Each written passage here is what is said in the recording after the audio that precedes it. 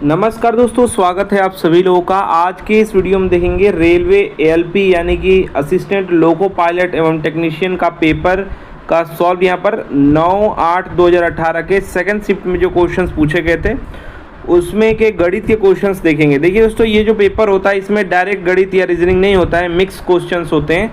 तो अलग अलग करके यहाँ पर हम मैथ के क्वेश्चंस को अलग अलग करके, जिससे कि आपको नंबर्स जो है अलग मिलेंगे पेपर्स में अगर आप देखेंगे तो, ठीक है, लेकिन क्वेश्चंस वही होंगे। तो चलिए स्टार्ट करते हैं। सेकंड शिफ्ट का ये है, फर्स्ट शिफ्ट का हम करा चुके हैं। सबसे पहला नंबर क्वेश्चन है, नीचे दी गई भिन्नों में से किस में 5/8 जोड़ने पर 1 बन जाएगा। अब बात को समझिएगा, मान लीजिए कोई 8 संख्या है और यहाँ पर 2 दिया हुआ है और बोल दे कि 2 में कितना जोड़ें कि 8 बन जाए। तो 2 को अगर 8 में से घटा देंगे तो हमको मिल जाएगा, 6 जोड़ेंगे तो 8 बन जाएगा।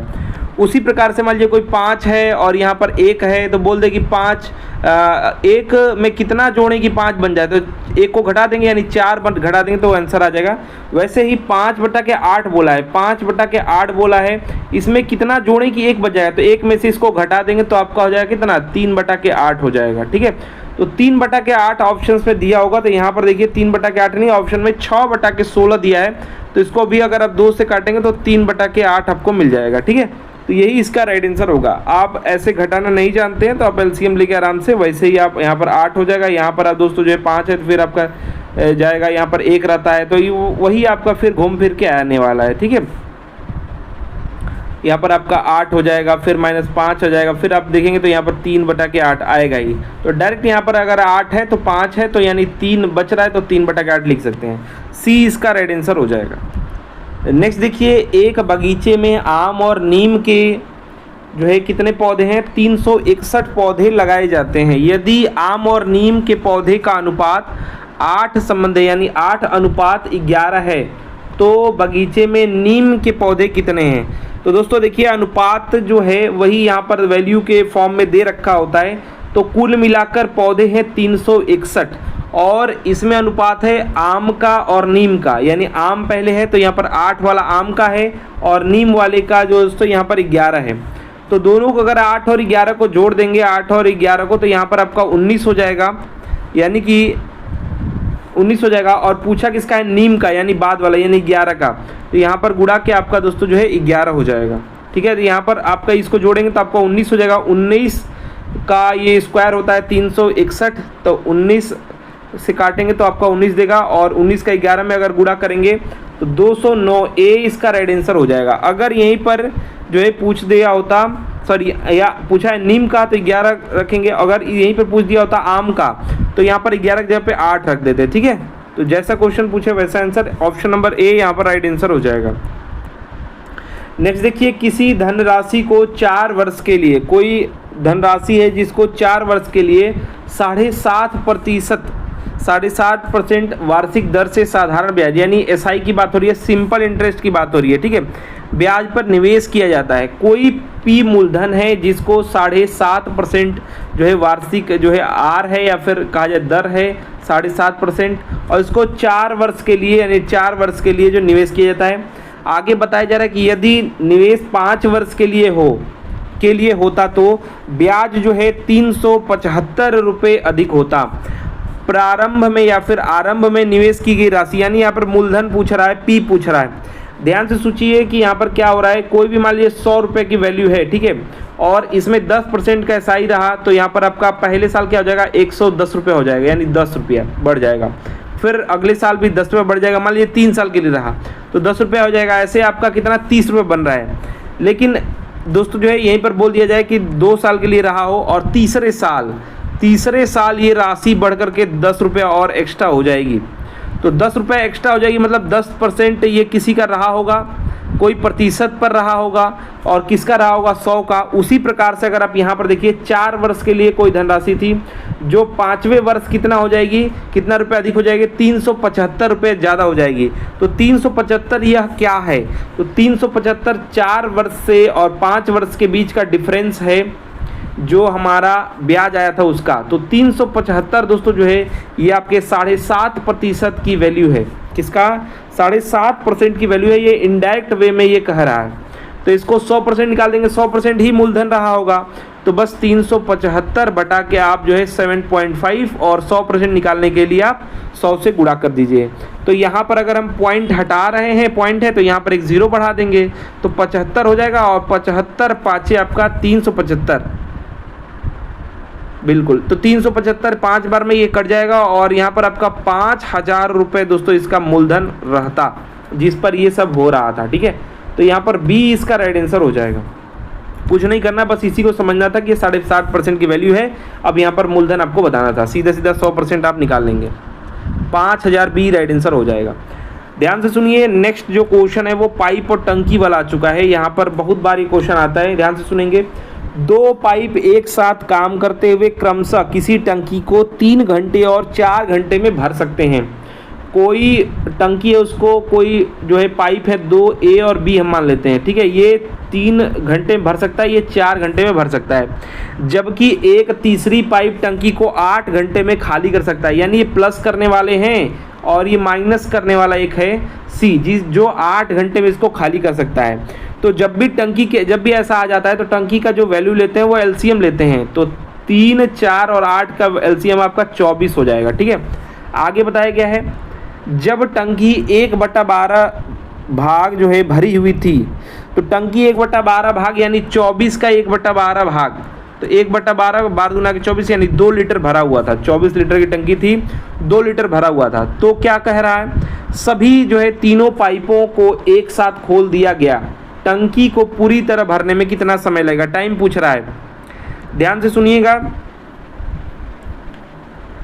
3 घंटे में भरने वाला कोई पाइप है, एबीसीडी कुछ भी लिख सकते हैं। 4 घंटे में एक पाइप भरने वाला है, इसको एबीसीडी कुछ भी लिख सकते हैं, ठीक है। एक जो है खाली करने वाला जो तीसरा पाइप है, ये सी माइनस ऊपर लिख दिया हूँ जिससे आपको पता चलता रहे, ठीक है। ये 8 घंटे में खाली कर सकता है। अब बोला ये जा रहा है कि टंकी, तो टंकी हम निकाल लेंगे कि जो भी ये रहता है इसका एलसीएम हो जाता है, तो 24 लीटर का टंकी रहा, ठीक है। अगर इसको ए से अगर भरवाएंगे तो 3 का भाग देंगे 24 में तो 38 के 24 होता है। 4 से अगर भाग देंगे 24 को तो 6 चौक के 24 होता है, और 8 से अगर खाली करवाएंगे कितने समय में हो जाएगा, तो 38 के 24 यानी 3 घंटे में ये खाली मतलब ये स्पीड है, ये घंटा 8 घंटा है, ये मतलब प्रति घंटे स्पीड है। ये 8 लीटर प्रति घंटा, 6 लीटर प्रति घंटा और 3 लीटर प्रति घंटा ये खाली कर रहा है, ठीक है। पूरा यहाँ पर इफिशियंसी निकाल लिए, कार्य क्षमता निकाल लिए, या जितने 1 घंटे में ये कितना खाली कर रहे हैं कितना भर रहे हैं ये पता चल चुका है। 8, 6 ये सब प्लस करने वाले हैं, माइनस ही करने वाला -3 वाला है, ठीक है। तो बोल ये रहा है कि अगर 1/12 भाग भरा हुआ है टंकी, तो टंकी का 1/12 यानी 24 गुणा के 1/12 यानी कि 2 लीटर भरा हुआ है, यानी 24 लीटर की टंकी थी या 22 लीटर की टंकी आपको भरना है।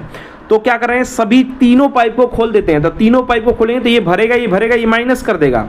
तो तीनों खोले हैं ना, तो देख लेते हैं क्या हो रहा है। माइनस 11 और 6 आपका क्या हो जाएगा, 8 और आपका 6, 8 से 14 होता है। 14 में से अगर 3 घटा देंगे तो क्योंकि ये दोनों भरेंगे, 14 भरेंगे और 3 घट जाएगा, यानी कि प्रति घंटे 11 लीटर भराएगा, क्योंकि 3 लीटर खाली हो जाए, 14 लीटर हो रहा है और ये तो खाली करेगा ना, तो यहाँ पर 11 लीटर भराएगा। तो यही 22 लीटर कितने देर में भराएगा, 22/11 यानी 2 घंटे में ये भरा जाएगा। तो राइट आंसर का ऑप्शन नंबर ए हो जाएगा। अगर टंकी जो है 1/12 भरी रहेगी तो 2 घंटे में ये जो है भर देंगे, ठीक है, अगर तीनों पाइप खोल देंगे तो, ठीक है। ये तो 14 लीटर भर रहा है, लेकिन 3 लीटर माइनस भी होगा, तीनों खोलना है ना, तो 11 हो जाएगा। तो 11 मतलब 11 गुना के 22 होता है, 2 घंटे में भर जाएगा। ए इसका सही उत्तर हो जाएगा। नेक्स्ट देखिए, नेक्स्ट क्वेश्चन है, यदि 3x² plus ax 3x² plus ax plus 4 ये है, इसको x - 5 द्वारा पूर्णतः विभाज्य हो, तो ये इसके द्वारा अगर हम भाग दे रहे हैं तो पूर्णतः विभाज्य हो जाएगा, यानी कि 0 रखेंगे, ठीक है। तो a का मान आपको बताना है, जो a दिया हुआ है इसका मान आपको बताना है। ऑप्शंस दिए हुए हैं, इसको अच्छे से करेंगे पता चल जाएगा। देखिए ध्यान दीजिए, क्वेश्चन को मैं एक बार लिख दे रहा हूँ। क्वेश्चन क्या है, 3x² प्लस ax प्लस 4, इसको जब हम जो है भाग दे रहे हैं किससे, x -5 से, तो जो उधर लेके जाएंगे इक्वल टू 0 कर देंगे, तो उधर लेके जाएंगे तो क्या हो जाएगा, x बराबर 5। अगर x बराबर हम 5 रख रहे हैं तो पूर्णतः विभाज्य यानी बराबर 0 आ जाएगा। तो यहाँ पर रखते हैं x की जगह पे 5, तो 3 × 5 = 15, तो यहाँ पर ये 5 है तो स्क्वायर होगा, 25 हो जाएगा। 3 गुणा के 25, अब ये डायरेक्ट 75 में लिख सकता था, इसलिए नहीं लिख रहा हूँ क्योंकि आपको समझ में आए। तो a गुणा 5 यानी 5a लिख सकते हैं डायरेक्ट, प्लस 4 इक्वल टू 0।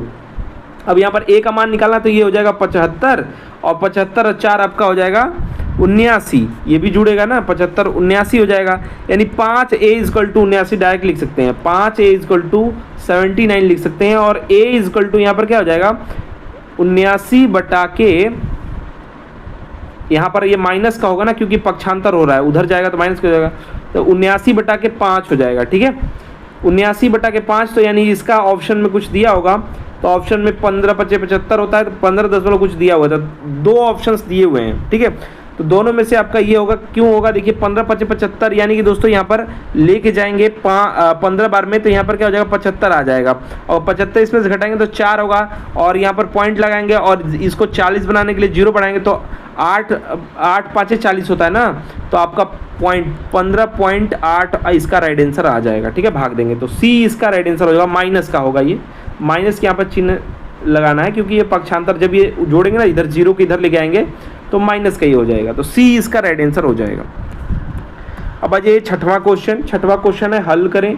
यहाँ पर ये माइनस है, ठीक है, क्या है क्वेश्चन, माइनस है, तो यहाँ पर अगर आप इसको देखिए, आगे स्टेप में इसको कर देता हूँ, तो यहाँ पर 1/4 है, तो इसको डायरेक्ट छोड़ दीजिए, 1/4 माइनस का ऐसे ही छोड़ दीजिए, और बोडमॉस के नियम के अनुसार छोटा ब्रैकेट पहले सॉल्व करते हैं, तो मझला वाले को छोड़ देते हैं, माइनस का 45 फिर माइनस है, और यहाँ पर देखिए क्या दिया हुआ है, माइनस का आपका यहाँ पर दिया हुआ है, देखिए कोष्ट में जो है आपका यहाँ पर 96 दिया हुआ है, नीचे भागे के मतलब इसका नीचे होता है, तो 32 यहाँ पर दिया हुआ, कोष्ट में है ये सब, तो आप माइनस से माइनस को काट दीजिए और ये आपका 3 बार में कट जाएगा, 32 तिरिके आपका 96 होता है, तो 3 हो जाएगा, और यहाँ पर कोष्ट ये बंद हो जा रहा है। ठीक है, अगर आप आगे देखिए तो ये माइनस का वैल्यू बच जा रहा है, जो कि आपको -3 दे देगा, और इसको लिख सकते हैं माइनस का 1/4, और यहाँ पर देखिए माइनस के 45 और माइनस के 3, यानी लिख सकते हैं माइनस के 48 डायरेक्ट लिख सकते हैं। ठीक है, अगर इसको खोलेंगे दोस्तों तो ये माइनस है, और इसको अगर आप खोलेंगे क्या हो जाएगा आपका माइनस माइनस प्लस हो जाएगा, या फिर आप डायरेक्ट लिखिए इसे माइनस का 4 है, और आप डायरेक्ट ऐसे भी काट सकते हैं, माइनस माइनस का तो कट जाएगा। ठीक है, तो यहाँ पर आपका माइनस का 48 है, तो इसको आप डायरेक्ट ऐसे काट सकते हैं, बर्चों को 48 होता है, यानी प्लस का 12 जिस ऑप्शन में होगा वही राइट आंसर होगा, ऑप्शन नंबर ए देखिए यहाँ पर राइट आंसर हो जाएगा। ठीक है, कुछ नहीं करना है, आप डायरेक्ट देखिए समझ रहे हैं कि भाग का मतलब ये माइनस माइनस का है, तो ये माइनस वाली साइन ही डायरेक्ट पहले खत्म होगी, फिर उसके बाद ये 3 बार में कट जाएगा, डायरेक्ट दिख रहा है ऐसे ही, और माइनस बाहर देखिए यहाँ पर ध्यान देंगे तो ये कोष्ट से बाहर एक माइनस था, तो माइनस वो वाला और माइनस ये वाला देखिए आपका माइनस का 48 हो जाएगा, और ये क्योंकि कोष्ट में बंद है इसलिए यहाँ पर गुणा का साइन होता है। ठीक है, तो यहाँ पर माइनस का 1/4 था, ये माइनस माइनस काट कर डायरेक्ट जो है काट सकते हैं, यहाँ पर आपका 12 राइट आंसर होगा, ऑप्शन नंबर ए। नेक्स्ट देखिए, नेक्स्ट क्वेश्चन है, किसी कंप्यूटर गेम में एक बिल्डर क्या कर रहा है, 10 घंटे में एक दीवार बना सकता है, 10 घंटे में एक दीवार को बना सकता है। ठीक है, जबकि एक विध्वंसक क्या कर रहा है, 14 घंटे में इस दीवार को ध्वस्त कर सकता है। तो ये तो काम बनाने तोड़ने वाला कार्यक्रम है, मतलब ये गेम में हो रहा है। ठीक है, ध्वस्त कर सकता है। जमीनी स्तर पर दोनों बिल्डर और ध्वंसक मतलब जो बनाने वाला है जो बिगाड़ने वाला है, ठीक है, एक साथ काम करने लग गए, लेकिन 7 घंटे बाद विध्वंसक जो है बाहर निकल गया। दीवार का निर्माण करने के लिए कितना समय घंटों में लगा, कितना समय लगा है ये टोटल आपको बताना है।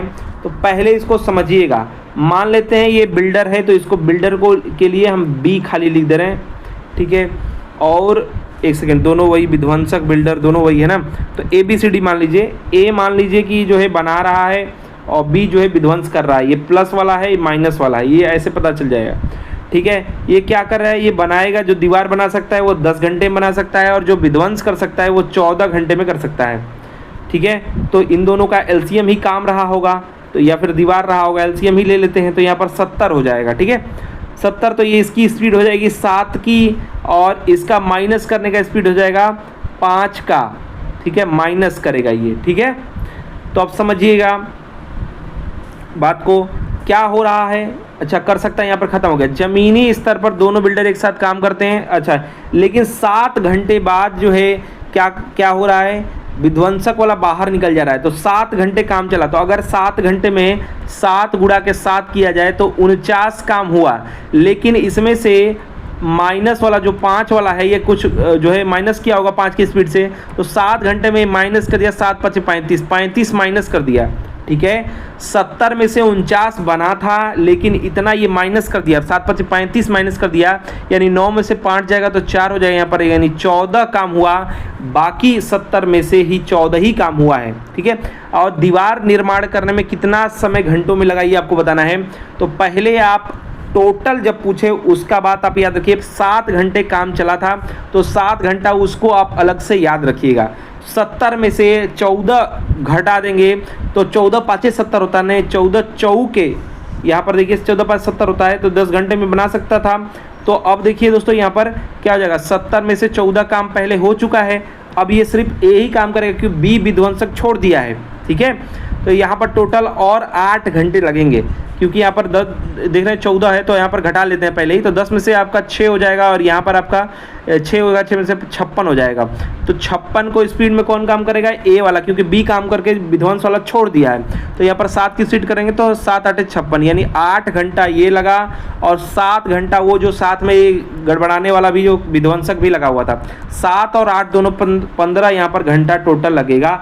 Right answer option number A हो जाएगा। लेकिन क्वेश्चन को समझिए, क्वेश्चन में निर्माण करने कितना घंटे का समय लगा दीवार ये पूछ रहा है, तो 15 हो जाएगा। लेकिन अगर ये पूछ लेता कि कितने घंटे में अब निर्माण हो पाएगा, मतलब वो वाला छोड़ करके अगर पूछ लेगा कि बाकी जो बचा काम है या दीवार बना है वो कितने घंटे में होगा, तो याद रखिएगा वो 8 घंटे में होगा। और 7 घंटा पहले ही हुआ, लेकिन 49 हुआ क्योंकि वहाँ पर विध्वंस भी चल रहा था, 35 विध्वंस हो रहा था, ठीक है। इसको समझिएगा क्वेश्चन को, तभी आंसर आप लगा पाएंगे, ए राइट आंसर होगा। नेक्स्ट देख लीजिए, नेक्स्ट जो क्वेश्चन है, एक वृत्त पर एक दूसरे पर क्या है, ये डिग्री है, ये 75 के कोण, मतलब 75 डिग्री के कोण पर झुकी हुई स्पर्श रेखाओं की एक जोड़ी खींचने के लिए यह आवश्यक है कि कोई वृत्त है, इसमें हम क्या कर रहे हैं, यहाँ पर दोस्तों जो है स्पर्श रेखा झुकी हुई 75 के हम खींच रहे हैं। आवश्यक है कि स्पर्श रेखा को वृत्त की उन 2 त्रिज्याओं के अंतिम बिंदु पर खींचा जाए जिनके बीच का कोण है। बीच का कोण क्या होगा ये आपको बताना है। समझिएगा, क्वेश्चन पूछ रहा है आपसे कि कोई ये वृत्त है, बढ़िया से नहीं बना, मान लीजिए ये वृत्त है, यहाँ पर ये आपका सेंटर है, ये मान लीजिए सेंटर है, और यहाँ पर दोस्तों जो है ये खींचा जा रहा है क्या, स्पर्श रेखा, और ये जो डिग्री है इसको बता रहा है कि 75 यानी 75 डिग्री का है, और ये आपका जो है ये त्रिज्याओं पर ये स्पर्श रेखा खींचा गया है, ये त्रिज्या है। तो आप जानते हैं कि ये क्या बन रहा है, यहाँ पर ये पूछ रहा है कि जो ये आपका ये वाला एंगल है, ये वाला, ये कितना होगा, ये वाला आपसे पूछ रहा है, ये वाला आपसे बता दिया है, ठीक है, ये कितना होगा। तो आप जानते हैं जो भी ये त्रिज्या रहता है, ये जब भी इस पर लंब डाला जाएगा तो ये 90 डिग्री का होता है, कितना, 90 डिग्री का। ये भी ऐसे ही त्रिज्या ये वृत्त पर, तो ये भी आपका 90 डिग्री पर, 90 90 ये हो गया, 75 ये हो गया, बचा आपका ये चतुर्भुज ये बना रहा है, ध्यान से देखिएगा, एक भुजा ये हो गया, एक भुजा ये हो गया, 2, एक ये 3 और एक ये 4, चतुर्भुज के चारों जो भुजा है उसका योग आपका 360 होता है, और जबकि 90 90 180 हो चुका है, यानी इन दोनों कर ये 75 और ये मिलाकर के भी 180 होना चाहिए, तभी तो 360 बनेगा। तो यहाँ पर दोस्तों क्या हो जाएगा, 180 माइनस ये 75 कर देंगे, ठीक है।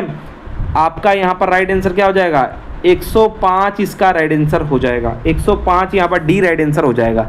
इसको कुछ इस प्रकार से आप ऐसे कर सकते हैं कि ये 90 ये हो गया, 90 ये हो गया, ठीक है, और ये वाला आपका 75 हो गया, और प्लस यक्स मान लीजिए, ABCD कुछ भी मान लीजिए, बराबर आपका 360 होगा क्योंकि ये चतुर्भुज है। अब इन तीनों को जोड़ दीजिए, 90 90 180, 180 और 75 यहाँ पर जोड़ दीजिए, तो यहाँ पर आपका दोस्तों जो है 5 की जगह 8 7 आपका क्या हो जाएगा, 15 1 हो जाएगा, और यहाँ पर आपका क्या हो जाएगा यहाँ पर 255 हो जाएगा। और 255 को यहाँ पर दोस्तों आप डायरेक्ट यहाँ पर घटा दीजिए, यहाँ पर ये 5 हो जाएगा और यहाँ पर आपका 0 हो जाएगा, 1 हो जाएगा, 105 ये टोटल इसका सॉल्व है। वैसे आप डायरेक्ट यहाँ पर कर सकते थे 75 को 180 में से घटा देंगे, 105 डी इसका राइट आंसर हो जाएगा। नेक्स्ट क्वेश्चन जो है यहाँ पर दिया हुआ है कॉट के घाते आपका दिया हुआ है 4 थीटा प्लस कॉट के स्क्वायर दिया हुआ है थीटा बराबर 3। तो पूछ रहा है कॉसेक के घाते 4 थीटा प्लस यहाँ पर दिया हुआ है कॉसेक स्क्वायर थीटा। तो यहाँ पर दोस्तों ऐसे जब क्वेश्चंस होते हैं तो आप याद रखिएगा, कई बार यहाँ पर दोस्तों जो है कॉट देगा तो कॉसेक पूछेगा, और कई बार यहाँ पर 10 देता है, जैसे 4 का घात देगा वैसे ही, और प्लस आपका यहाँ पर 10 के स्क्वायर कर देगा। और यहाँ पर क्या पूछता है, यहाँ पर आपसे पूछता है जो है सेक के बारे में। तो इसका जो ये दिया होता है वही उसका सही उत्तर हो जाता है। तो यहाँ पर ये सही उत्तर इसका 3 ही हो जाएगा। अब ये कैसे होगा इसको समझिएगा। देखिए यहाँ पर दिया था, क्या क्या दिया है, थोड़ा सा नीचे कर देते हैं। दिया है कॉट, ये डायरेक्ट यहाँ पर लिखा हुआ है तो हम इसको साइन चेंज कर लेते हैं, ठीक है। यहाँ पर दोस्तों जो है इसको बनाना है ये, तो आप डायरेक्ट इसको कर सकते हैं, ये आपका दिया हुआ है। उसके बाद आगे यहाँ पर दोस्तों जो है इसमें से एक जो है कॉट स्क्वायर को यहाँ पर हम कॉमन ले लेते हैं। तो कॉमन ले लेंगे तो यहाँ पर करेंगे कॉट स्क्वायर थीटा, और यहाँ पर दोस्तों कोष्ट में हो जाएगा कॉट स्क्वायर थीटा प्लस यहाँ पर क्या हो जाएगा 1, यहाँ पर से क्या बचेगा कॉट स्क्वायर बचेगा, और यहाँ पर क्या बचेगा प्लस 1 बच जाएगा, 1 इक्वल टू 3 हो जाएगा। फिर आप देखेंगे क्या हो जाएगा, यहाँ पर अगर आप देखिए तो कॉट स्क्वायर बराबर क्या होता है, कॉट स्क्वायर बराबर आपका होता है कॉसेक स्क्वायर माइनस 1। तो यहाँ पर आप लिख सकते हैं कॉसेक स्क्वायर माइनस 1, यहाँ पर मैं लिख रहा हूँ direct cosec square theta minus 1 और कॉट स्क्वायर प्लस 1, ये जो है इसके जगह पे आप कॉसेक डायरेक्ट लिख सकते हैं। तो यहाँ पर मैं लिख रहा हूँ डायरेक्ट कॉसेक स्क्वायर थीटा बराबर 3, और यहाँ पर दोस्तों डायरेक्ट इसके मतलब क्या है, ये -1 वाला वही जो अभी मैंने इसको चेंज किया था। तो यहाँ पर आपका हो जाएगा कॉसेक एक घाते 4 हो जाएगा और माइनस कॉसेक स्क्वायर थीटा बराबर 3। तो यहाँ पर वही आ जाता है। डायरेक्ट आप इसको मेमोराइज भी कर सकते हैं क्योंकि देखते ही आप समय बचा भी सकते हैं, ठीक है। इसमें कुछ फॉर्मूलाज जो मैंने यूज़ किए हैं वो आप लिख सकते हैं। यहाँ पर फॉर्मूला है ये, ठीक है, कॉट स्क्वायर थीटा बराबर एक यूज़ किया है कि कॉसेक स्क्वायर -1 जो यहाँ पर मैंने यूज़ किया है, और एक आपका है कॉसेक स्क्वायर, एक है आपका ये अलग है कॉसेक स्क्वायर थीटा बराबर 1 प्लस कॉट स्क्वायर थीटा। तो ये दोनों फॉर्मूला यहाँ पर यूज़ हुए हैं, ठीक है, यहाँ पर। तो इसे भी आप मेमोराइज रखिएगा। वैसे मैं बता दे रहा हूँ, यहाँ पर कॉट देता है कॉसेक पूछता है, 10 दे देगा तो सेक पूछेगा, और डायरेक्ट जो दिया होता है उसे आप डायरेक्ट आंसर लिख सकते हैं, ठीक है। यहाँ पर आपका राइट आंसर डी हो जाएगा। वैसे इस पर आएगा तो क्योंकि थोड़ा सा क्वेश्चन चेंज होगा तो आंसर भी चेंज हो जाएगा। नेक्स्ट देखिए, यदि a plus B plus C equal to 0 है तो पूछा जा रहा है आपसे A cube plus B cube plus C cube का स्क्वायर बराबर क्या होगा। अच्छा ध्यान दीजिएगा, ऐसे क्वेश्चंस में अगर a plus B plus C equal to 0 रहेगा, ठीक है, तो क्या होगा। तो एक फॉर्मूला है, अगर आपको नहीं पता है तो इसको लिख लीजिएगा, A cube plus B cube plus C cube equal to 3ab। ये कई बार एग्जाम में आ चुका है। अगर ये 0 होता है, आपने 6, 7, 8 में भी देखा होगा, 6 में नहीं सॉरी 8th में देखा होगा, ये 8th में रहता है, 9th में रहता है। तो ये दोस्तों जो है ये एक फॉर्मूला है, डायरेक्ट आप इसे याद कर सकते हैं। तो अब यहाँ पर क्या करना है, अब हम डायरेक्ट यहाँ पर क्या लिख सकते हैं, यहाँ पर लिख सकते हैं 3abc, और यहाँ पर ये स्क्वायर दिया हुआ है तो बस यहाँ पर आप स्क्वायर लगा दीजिए। तो क्या हो जाएगा, स्क्वायर लगाएंगे तो 3 का स्क्वायर यानी 9, फिर a का स्क्वायर प्लस मतलब b का स्क्वायर और c का स्क्वायर, यही इसका राइट आंसर आ जाएगा। बस आपको ये वाला याद रखना था, इसे आप कहीं लिख लीजिए या याद कर लीजिए। तो यहाँ पर ऑप्शन नंबर बी इसका राइट आंसर हो जाएगा, ठीक है।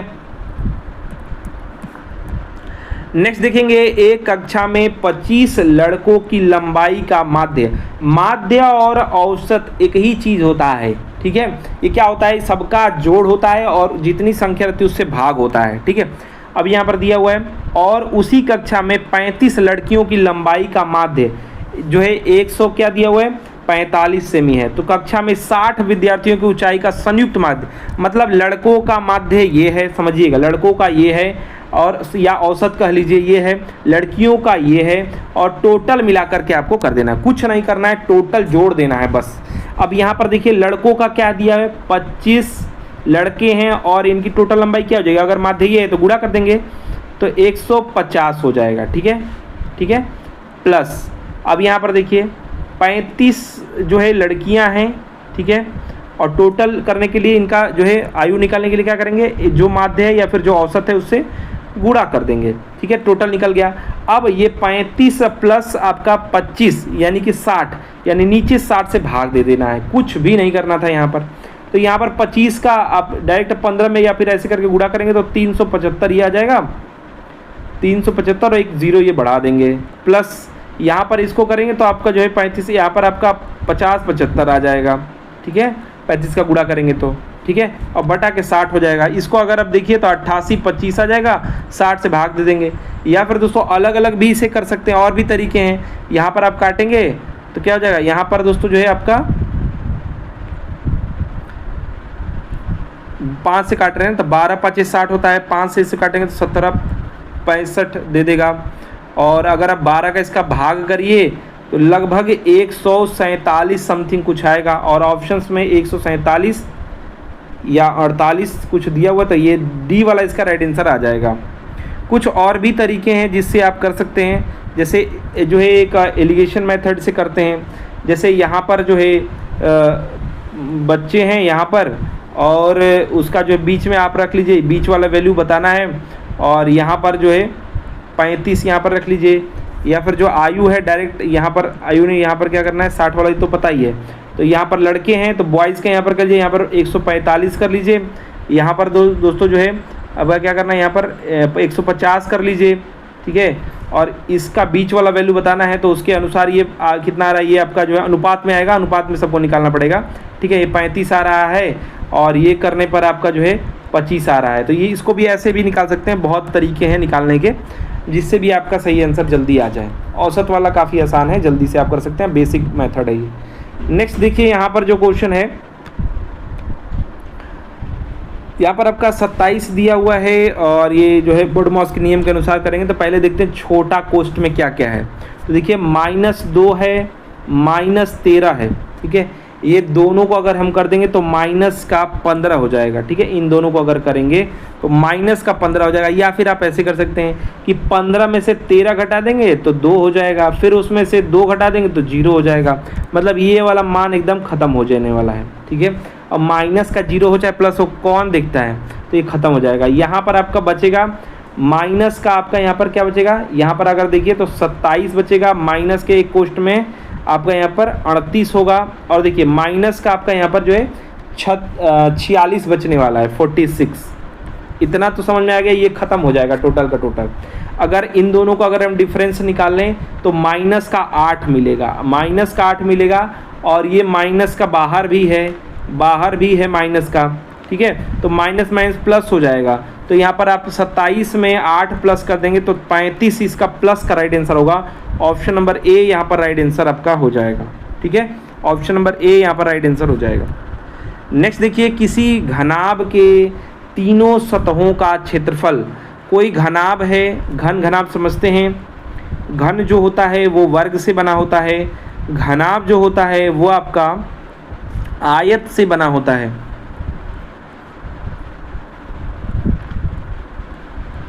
कुछ इस प्रकार से रहेगा, ठीक है। अगर मैं सही नहीं बना पा रहा हूँ तो यहाँ पर क्या पूछा जा रहा है आपसे, घनाभ का आयतन। यहाँ पर जो है तीनों सतहों का क्षेत्रफल दिया हुआ है, क्षेत्रफल दिया है, सतह नहीं दिया हुआ है, ध्यान दीजिएगा, क्षेत्रफल नहीं दिया हुआ है, क्या दिया हुआ है, सतह दिया हुआ है। तो क्षेत्रफल सतह नहीं दिया हुआ है, क्या दिया हुआ है, क्षेत्रफल, सतहों का क्षेत्रफल दिया हुआ है, ठीक है। तो ये जो वैल्यू दी रखी है ये आपका क्षेत्रफल है, और घनाभ का जो आयतन होता है वो होता है L into b into h. यानी अगर ये मान लेते हैं कि आयत है तो इसका जो है लंबाई गुणे चौड़ाई गुणे ऊंचाई होता है। और अगर हम यहाँ पर आ जाएं तो यहाँ पर जो वैल्यू दे रखी है वो क्षेत्रफल दे रखा है। तो इसको समझिएगा, ये दे रखा है जो घनाभ के तीनों सतहों का क्षेत्रफल, ये दे रखा है L square into b square into h square की वैल्यू क्या दे रखा है, इसको लिख सकते हैं 20 गुणा के 32 गुणा के 40। अब ये देखिए, अगर हमको ये निकालना है घनाभ का आयतन, ठीक है, अगर हमको ये निकालना है, ये वैल्यू दे रखी है, तो ये क्या स्क्वायर में दे रखा है, तो इसको डायरेक्ट हम रूट में कर दें तो यही निकल जाएगा ना। रूट में कर देंगे तो स्क्वायर हट जाएगा इसका, ठीक है। तो इसके भी हम अगर रूट में कर दें तो हमको ये वैल्यू मिल जाएगी। यानी 20 को ऐसे लिख सकते हैं 5 गुणा के 4 लिख सकते हैं, ठीक है, इसको बाहर निकालने के लिए। और 32 को क्या लिख सकते हैं, 8 चौके 32 होता है, 8 गुणा के 4 लिख सकते हैं। और 40 को लिख सकते हैं 8 गुणा के 5, ठीक है। इसको बाहर निकालने के लिए हम ऐसा कर रहे हैं, ठीक है। तो 5 1 ये 5 1 यानी बाहर एक 5 निकल जाएगा, 4 1 और 4 1 यानी 1 4 बाहर आ जाएगा, 8 और 1 8 यहाँ पर निकल गया, ठीक है। तो 8 चौके 32 और 32 और 5 आपका 160 होता है। या ऐसे कर सकते हैं, जब 5 चौके 20 और दुगना करना है, 8 दुना के 16 यानी 160 जो है यहाँ पर आपका मीटर क्यू इसका राइट आंसर होगा 160। या फिर ऐसे करके कहीं जो है रूट में दिया होगा 160 वाला इसका राइट आंसर होगा। तो यहाँ पर दिया हुआ है ऑप्शन नंबर सी में, यहाँ पर राइट आंसर हो जाएगा। नेक्स्ट देखिए, यहाँ पर दिया हुआ है क्वेश्चन 14 नंबर, निम्नलिखित में से कौन सा एक न्यूनांक भिन्न है। न्यूनांक मतलब क्या है, न्यूनांक मतलब ये कि सबसे छोटा करके दिया हुआ जो है रहेगा न्यूनांक, इसमें से कौन सा न्यूनांक है। तो अगर आप देखिए इसको छोटा कर सकते हैं, न्यूनांक मतलब उसको काट सकते हैं, ठीक है। तो अगर आप देखिए तो क्या 91 15 को काट सकते हैं, किसी से छोटा कर सकते हैं। तो 15 को तो 3 से 5 से काट सकते हैं, लेकिन 91 से भी तो काटना चाहिए, 91 भी तो काटना चाहिए, नहीं काट सकते हैं, ठीक है। ऐसे ही अगर आप देखिए तो ये तो 79 है, तो कटने वाला ही नहीं, 26 13 से कटेगा, लेकिन 26 से 43 54 65 63 78 में ही रह जा रहा है, ये 79 है तो ये नहीं कटेगा। 41 भी नहीं कटने वाला, 17 तो मान लीजिए कटेगा ही नहीं किसी से। तो 17 17 दोनों 34, 17 से ही कटना चाहिए था तो नहीं कट रहा है। अब ये बच गया, ये यही कटेगा। यानी अगर हम 7 से काटें तो यहाँ पर 15 7 105 यानी 15 आ जाएगा, और 112 आपका 16 7 आपका 112 होता है। तो 15 बटा के 16 न्यूनांक मतलब इसको काट करके छोटे कर सकते हैं। तो ये सी यहाँ पर आपका राइट आंसर हो जाएगा, न्यूनांक भिन्न यही है सी वाला, ठीक है। 7 से विभाजित किया है इन दोनों को। नेक्स्ट देखिए, दूध पानी के एक मिश्रण में जो मिश्रण का जो है भाग दूध है, 2/3 भाग दूध है। यानी अगर 30 लीटर दूध है तो 20 लीटर इसमें जो है दूध है, और अगर मिश्रण 30 लीटर है तो 20 लीटर इसमें दूध है। आगे देखते हैं, मिश्रण की कुल मात्रा 21 लीटर है। यदि इसमें 4 लीटर पानी और मिला दिया जाए तो मिश्रण में दूध का प्रतिशत क्या होगा। प्रतिशत पूछा है, लीटर वोटर बता दिया है। अगर आप ऑप्शन से ही देखेंगे तो डायरेक्ट पता चल जा रहा है। ध्यान देखिए क्या बोल रहा है, कुल लीटर है आपका, यानी 2/3 इसमें दूध है, और कुल बता दिया है 3 भाग का 21 लीटर। यानी यहाँ पर दोस्तों जो है 2 हिस्सा दूध है और जो है 1 हिस्सा पानी, यानी कि देख रहे हैं कि 14 लीटर यहाँ पर दोस्तों दूध है। डायरेक्ट कैसे निकाला, तो 21/3 कर दिया, ठीक है। टोटल तो 3 भाग है, ठीक है, और दूध 2/3 है, यानी दूध 2 बच जाएगा, पानी बच जाएगा 1, ठीक है। तो यहाँ पर क्या हो जाएगा, काट देंगे तो 7 से 17 के 21 होता है, तो 7 गुना के 14 आपका दूध हो जाएगा, और 7 से गुणा करेंगे 1 में तो यानी 7 एकम 7 लीटर पानी हो जाएगा। आगे क्या बोला है, इसमें 4 लीटर पानी मिला देंगे, तो 4 लीटर इसमें 7 6 और 4 और मिला देंगे, क्या हो जाएगा यहाँ पर 7 4 आपका 11 हो जाएगा, 11 लीटर पानी हो जाएगा, और 14 लीटर यहाँ पर दूध का दूध ही रहेगा। अब मिश्रण में दूध का प्रतिशत बताना है, तो 14 जो है पानी है, और प्रतिशत निकालने के लिए टोटल को जोड़ देंगे, 14 और 11, 14 और 10 आपका हो जाएगा 24, 1 25, ठीक है। और प्रतिशत निकालने के लिए 100 से गुणा कर देंगे, और 25 चौके 100 होता है 4 बार में, और 4 का गुणा करेंगे 14 में, तो 14 28 42 42 चौके 56% यहाँ पर आपका राइट आंसर आ जाएगा। तो यहाँ पर दूध जो है 56% है, बाकी आपका जो 44% बच गया वो पानी है। ऑप्शन में पानी भी दिया हुआ रहेगा। नेक्स्ट देखिए, यहाँ भी बॉडमास का ही नियम लगाना है और कुछ तरीके हैं बहुत आसान से, उसका अगर आप ध्यान से देखेंगे तो पता चल जा रहा है क्या आंसर इसका होना चाहिए। पहले इसको देखिए तो 121 है, कुछ स्क्वायर है लेकिन कुछ करना तो ऐसा है नहीं, तो यहाँ पर ये माइनस है, ये माइनस है, माइनस माइनस यहाँ पर क्या हो जाएगा, ये प्लस हो जाएगा। ध्यान से देखिए, इसको थोड़ा सा अच्छे से लिख दे रहे हैं। माइनस का क्या है आपका 261, प्लस है तो ये खोलेंगे तो ये आपका माइनस बना देगा, तो कर दे रहे हैं इसको -380। अब माइनस है, माइनस माइनस खोलेंगे तो प्लस हो जाएगा, तो यानी प्लस का कर दे रहे हैं 521 प्लस 821, माइनस माइनस है तो प्लस हो जाएगा, प्लस 121। अब ये क्या करिए, डायरेक्ट आप इन तीनों को जोड़ दीजिए और इन दोनों को जोड़ करके घटा दीजिए। डायरेक्ट आप ऐसे कर सकते हैं, तो इन दोनों को माइनस जोड़ेंगे तो 641 हो जाएगा। देखिए यहाँ पर 1 हो जाएगा, 8 6 14 होता है, 4 1 हो जाएगा और 3 2 5 और 1 6, 300 ये हो जाएगा, अरे 641 ही हो जाएगा। अब इसमें प्लस करिए तो 1 2 3 यानी 3 लिख दीजिए, 2 3 लिख दिया, 2 2 4 2 6 लिख दीजिए, 1 8 8 1 9 9 5 आपका 14, तो 1463 में से 641 को घटा दीजिए, आंसर आ जाएगा 3 से 2 हो जाएगा, यहाँ पर 6 में से 2 हो जाएगा, 22 किसके लास्ट में है, यही राइट आंसर होगा। तो यहाँ पर आपका, यहाँ पर 14 में से 6 जाएगा तो 8, तो यहाँ पर राइट आंसर आपका सी राइट आंसर हो जाएगा। नेक्स्ट देखिए, किसी त्रिभुज में समकोण बनाने वाली दो भुजाएं 3 सेमी और 4 सेमी लंबी हैं। समकोण बनाना मैंने 90 डिग्री वाला, ऐसे कोई त्रिभुज है, ठीक है। तो इसमें क्या कह रहा है, ये समकोण बनाने वाली है, तो ये आपका जो है 3 सेमी है, ये 4 सेमी है। इस त्रिभुज के परिवृत्त का क्षेत्र, परिवृत्त मैंने बाहर कोई वृत्त है उसका क्षेत्रफल पूछ रहा है। परिवृत्त कोई क्षेत्रफल, इसका मतलब इसका क्षेत्रफल पूछ रहा है। तो आप जानते हैं वृत्त का जो है, किसी को आपको जो है ऐसा अगर बात करेंगे, ऐसे बाहर बनाना पड़ेगा वृत्त, इसी का क्षेत्रफल पूछा है। तो मान लेते हैं कि यहाँ पर जो है इसी में कहीं पर जो है आपका क्या हो रहा है, आपका केंद्र आ रहा है, ऐसे देखने में लग नहीं रहा है, अच्छे से इसको कर देते हैं।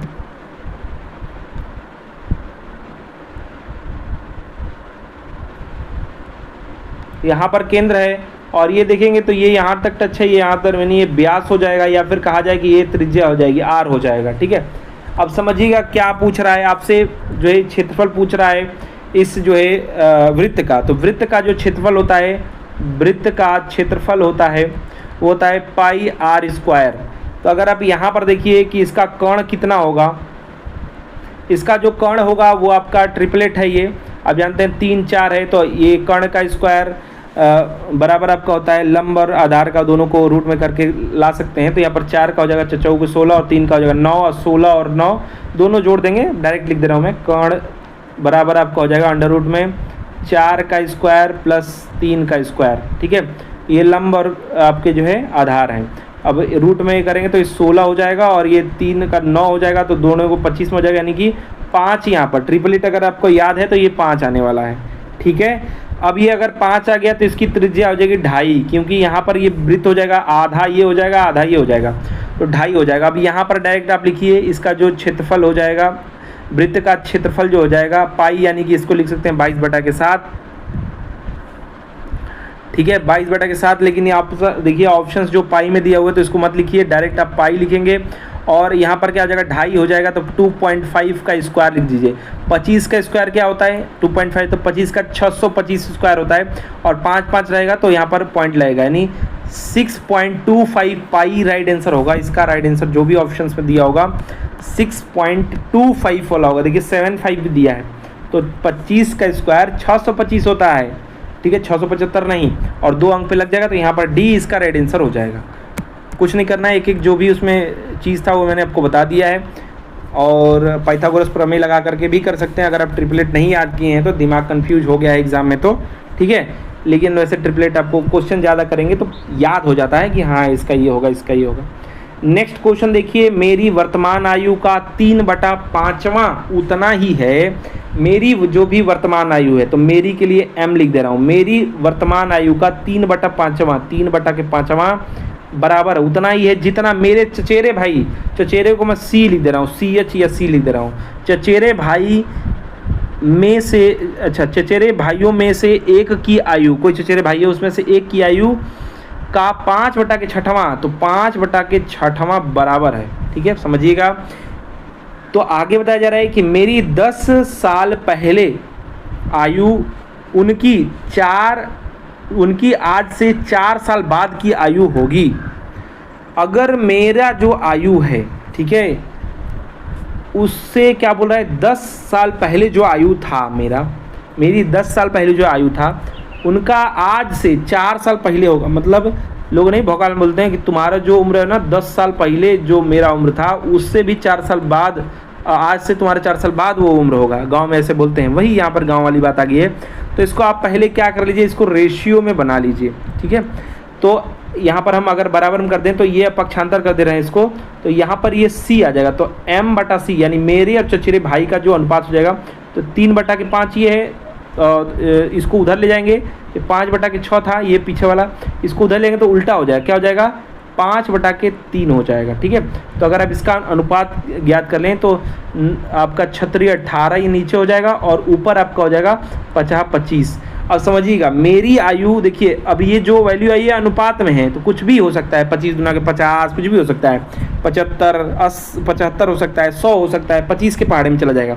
और ये चचेरे भाई का 18 के पहाड़े में कोई भी चीज़ हो सकता है। तो इसको कॉन्स्टेंट के लिए, नियतांक के लिए k लिख दे रहे हैं, या कुछ भी ABCD लिख सकते हैं।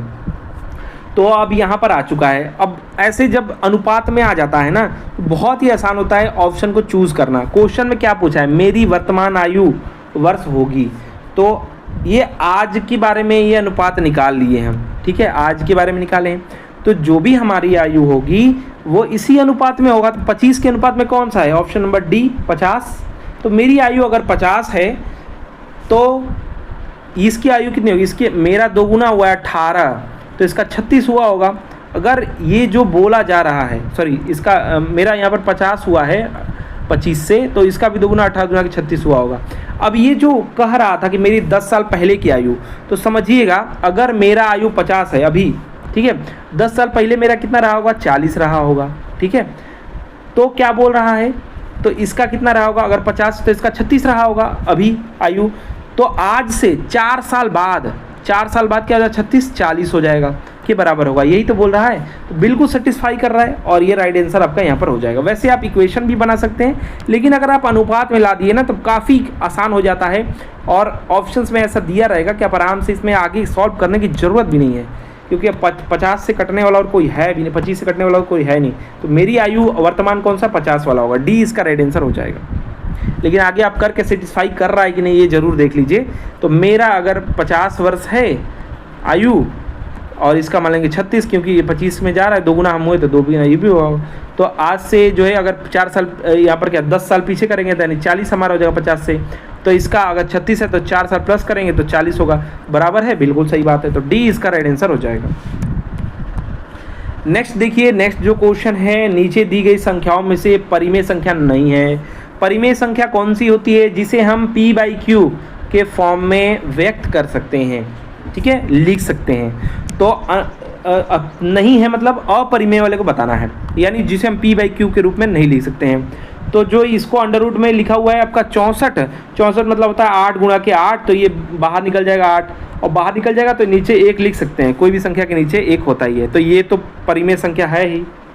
ऐसे ही ये भी आपका 2 है, तो 2 का मतलब भी वही हुआ 8 गुणा के 8, 2 का जोड़ा बाहर आएगा, ये भी 8 आएगा, ये भी सही है। लेकिन देखिए यहाँ पर बात करेंगे, यहाँ पर 8 की, तो 8 का दिया हुआ है तो 3 का लिखा हुआ है, यानी कि इसको लिख सकते हैं 3 बार में तोड़ेंगे तो 3 का जोड़ा बाहर आएगा, ठीक है। तो 2 गुणा के 2 गुणा के 2, तो ये 8 हो जाएगा, तो 2 बाहर आ जाएगा, 2 के नीचे 1 लिख सकते हैं, ये भी आपका परिमेय संख्या है। लेकिन यहाँ पर देखिए, यहाँ पर जब लिखा हुआ होता है 8, तो इसका मतलब होता है यहाँ पर 2 ऑलरेडी है। अगर 2 ऑलरेडी यहाँ पर है यानी 2 का जोड़ा बाहर आएगा, तो 8 को अगर हम तोड़ेंगे तो 2 गुणा के 2 गुणा के 2 तोड़ेंगे, 2 का जोड़ा बाहर आएगा यानी 2 अंडर रूट 2 हो जाएगा। और अंडर रूट 2 को हम जो है बाहर नहीं निकाल पा रहे हैं या P बाई Q के रूप में हम नहीं जो है साबित कर पा रहे हैं, नहीं लिख पाएंगे, इसलिए ये अपरिमेय है।